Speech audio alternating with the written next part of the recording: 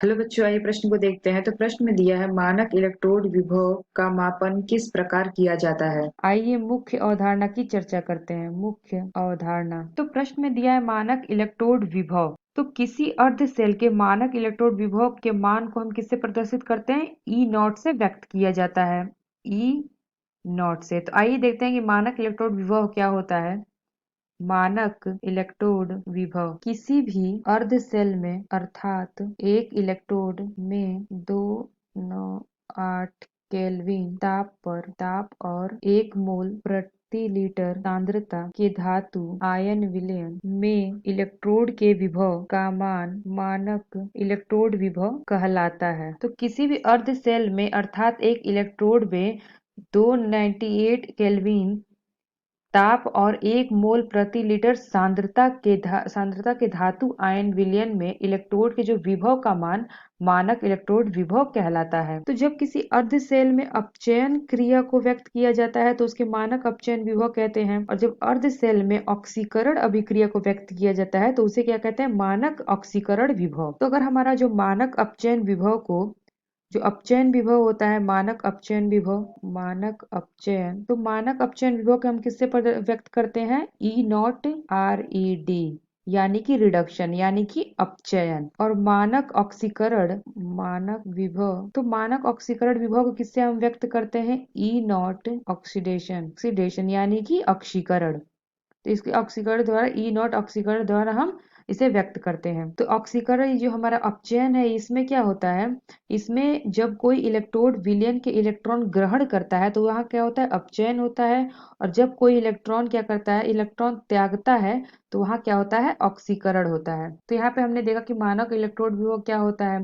तो अब यहाँ आगे क्या लिखा है? इसका मापन किस प्रकार किया जाता है। तो आइए देखते हैं। धातु का इलेक्ट्रोड का मानक इलेक्ट्रोड विभव निर्धारित करना होता है तो उसके सांद्रता और ताप की मानक परिस्थितियों में पोटेशियम क्लोराइड ब्रिज द्वारा क्या करते हैं? मानक हाइड्रोजन इलेक्ट्रोड से जोड़ देते हैं और प्राप्त गैलोनी सेल का ईएमएफ पोटेशियोमीटर या वोल्टमीटर द्वारा माप लेते हैं। तो यहाँ पे क्या होता है? एक ये दो यहाँ पे कंटिन्यूस में क्या होता है? एक मेटल की इलेक्ट्रोड होता है यहाँ पे। तो ये हो गया हमारा एक इलेक्ट्रोड और इसे जोड़ देते हैं हम किसे? एक वोल्ट मीटर यहाँ लगा देते हैं, इन दोनों को जोड़ देते हैं, ये हमारा हो जाएगा। और यहाँ पे ये विलयन होता है, ये मोलर हाइड्रोजन प्लस होता है, और ये हाइड्रोजन प्लस होता है मोलर। तो यहाँ पे क्या होता है? एक सॉल्ट ब्रिज होता है, ये हमारा सॉल्ट ब्रिज होता है जो कि दोनों में रहता है। ये सॉल्ट ब्रिज है हमारा, और ये हमारा क्या है? Volt meter. और ये हमारा है सॉल्ट ब्रिज यानी कि लवण ब्रिज। और यहाँ से क्या होता है? हाइड्रोजन, यहाँ से क्या होता है? हाइड्रोजन जाता है, हाइड्रोजन गैस H2 गैस 1। और यहाँ पे क्या होता है? हाइड्रोजन इलेक्ट्रोड होता है, ये हमारा हाइड्रोजन इलेक्ट्रोड है। तो इसमें सांद्रता इसका क्या होता है? तो सांद्रता होगा मोलर मोलर H प्लस। और ये हमारा क्या है? ये हमारा है प्लेटिनम प्लेट यानी कि पीटी प्लेट। और ये हमारा क्या है? Molar molar Mn plus.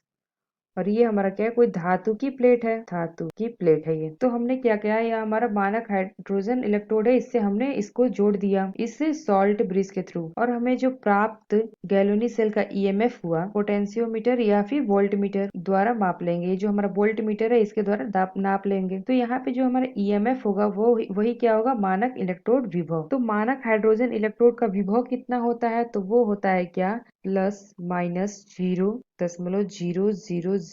Volt होता है। ये हमारा क्या है? मानक हाइड्रोजन इलेक्ट्रोड का विभव ये माना जाता है, माना गया है। तो हम यहाँ लिख लेते हैं क्या? मानक इलेक्ट्रोड विभव मापने की विधि। तो क्या होता है? जिन धातु इलेक्ट्रोड का मानक इलेक्ट्रोड विभव निर्धारित करना होता है उसे सांद्रता और ताप की मानक परिस्थितियों में पोटेशियम क्लोराइड ब्रिज द्वारा मानक हाइड्रोजन इलेक्ट्रोड से जोड़ देते हैं और प्राप्त गैल्वेनिक सेल का ईएमएफ वोल्टमीटर द्वारा माप लेते हैं। तो यहाँ पे हमने क्या देखा? जिन धातु इलेक्ट्रोड का मानक इलेक्ट्रोड विभव निर्धारित करना होता है उसे सांद्रण और ताप की मानक परिस्थितियों में पोटेशियम क्लोराइड ब्रिज द्वारा मानक हाइड्रोजन इलेक्ट्रोड से जोड़ देते हैं और प्राप्त जो गैलोनिक सेल का ईएमएफ वोल्ट मीटर द्वारा माप लेते हैं। तो आशा करते हैं आपको समझ में आया होगा। धन्यवाद।